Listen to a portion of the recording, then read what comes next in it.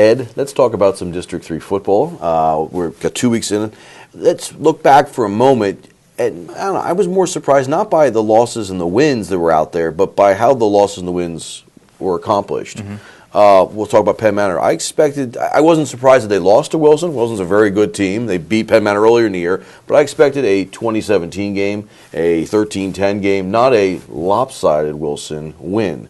Did that catch you off guard at all? It did. I thought Penn Manor was one of my two upset specials last week, along with Hempfield, and I thought Penn Manor, they played Wilson tough 3 weeks ago in West Lawn. They led 14-0. They're coming off what Todd Mealy called the biggest win in his 7 years at Penn Manor, comeback win at Cedar Cliff.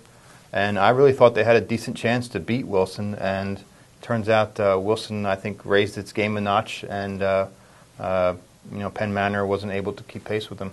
That happens this time of year. You get the team that's been experienced in the playoffs that can take it up that extra notch, and it's like, can you come up with us or not? And it didn't happen there. You mentioned Hempfield. They lose in overtime. Nothing wrong with that to Cumberland Valley. So a lot of you guys were saying they could beat. That was Cumberland Valley comes on the 2 seed. That would have been an upset. Heck of a game. Yeah, great game. And I think a disputed call by an official on a Will Blair touchdown run, where it looked on replay at least like he extended the ball across the end zone and then fumbled it.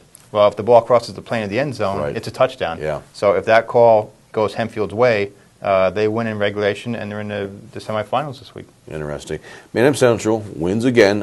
We all thought they were going to win, but to win the way they did was a bit of a struggle. I didn't expect that to happen. Did you? I did not. I thought Manheim might mercy rule Susquehanna Township. I thought, matchup-wise, that Central matched up very well with Susquehanna Township.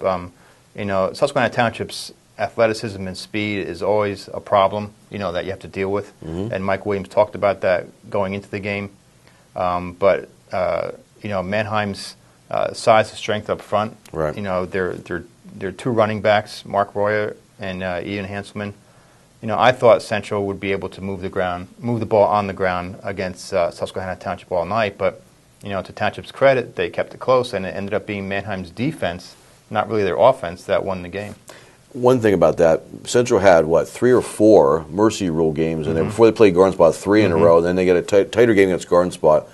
Do you think this game, a close one like this, could be a final, the wake-up call to the coaches can start getting in the players' heads again to say, you're not as good as you think you are, and can this be the kind of wake-up call that propels them for district or state championships here? Well, I thought the Garden Spot game should have been a wake-up call. They played Garden Spot, and most people thought that would be one-sided. It wasn't. I think it was closer than the final score, to Garden Spot's credit.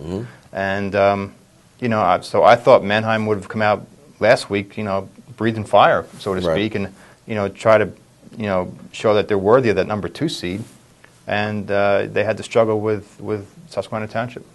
Lancaster Catholic played Cocalico in the other matchup. We're going to talk about breathing fire. Cocalico gets to play Central again in a rematch. We'll get to that in a second. But to get there, to Cocalico to get to Central, they had to play Catholic. I thought this was going to be a really good game. It came down to being a very good game as well, but there were elements in that one. Tell me a little bit about this game. How did it play out? I covered that game. Yeah. It was a good game. Again, closer than the final score. It's a 2-touchdown final. Yeah. But Catholic led 3 times, 7-0, 14-7, 21-14, and they gave Cocalico a lot of problems. Because of their size and strength up front. They had great matchups on the perimeter. Height advantages that their quarterback, Evan Purvis, took advantage of. To Cocalico's credit, they made the plays in the second half. I thought it was a matter of Cocalico's playmakers, Jet Janis and Spencer Moser, making the plays, stepping up when they had to do it.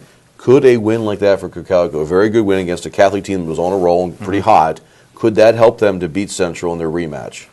I think it can. I think right now Cocalico is playing better than Manheim Central. I don't think too many people would argue with that. I think this is a game that Cocalico probably has been looking forward to more than Manheim. When you beat a team once, you're not really so eager to play them again, especially a rival, and especially in a high-stakes playoff game. So I think the motivation, the incentive, whatever you want to call it, is on Cocalico's side going into this game simply because they lost the first game.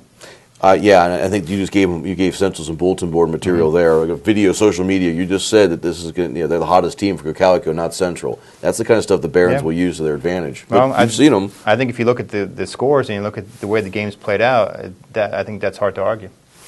Cocalico, Manheim, rematch this time in Manheim, correct? What are the keys for these teams? Who's going to get the win? I think key for Cocalico is avoid the slow start that they had in the first game back in October. When Manheim jumped off to a 14-0 lead before Cocalico really even got into the flow of the game. That's key for them. Conversely, I think it's key for Manheim, after these past 2 weeks, to try to repeat that. Get the jump on Cocalico again, force them to their left hand, so to speak, make them throw the ball, which is not their strength, and, kind of take away that run game.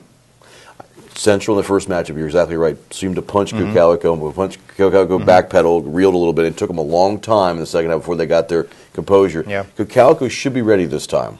Yeah, I think they're definitely ready. I think you can make the argument that they outplayed Manheim in the second half of that game, even though they lost.